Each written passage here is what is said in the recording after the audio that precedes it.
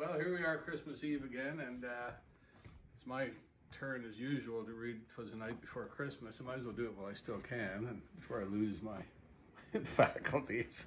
But I shouldn't even joke about that. But tonight we're going to try something special. I had Cole and Gabriel collaborate with me, with your mother on the camera, and I did a different sort of a quasi-animated, illustrated version of "'Twas the Night Before Christmas." So without any further ado, here it is. 'Twas the night before Christmas, when all through the house not a creature was stirring, not even a mouse. The stockings were hung by the chimney with care, in hopes that St. Nicholas soon would be there. The children were nestled all snug in their beds, while visions of sugar plums danced through their heads. And Mamma in her kerchief and I in my cap had just settled our brains for a long winter's nap. When out on the lawn there arose such a clatter, I sprang from my bed to see what was the matter.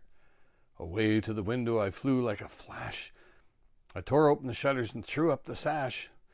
The moon on the breast of the new fallen snow gave a lustre of midday to objects below, when what to my wandering eyes did appear but a miniature sleigh and 8 tiny reindeer. With a little old driver so lively and quick, I knew in a moment he must be Saint Nick. More rapid than eagles his coursers they came, and he whistled and he shouted and he called them by name.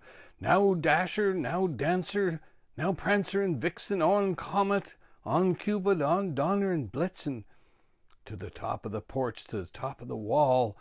Now dash away, dash away, dash away all. As leaves that before the wild hurricane fly, when they meet with an obstacle they mount to the sky, so up to the housetop the coursers they flew, with a sleigh full of toys, and St. Nicholas too.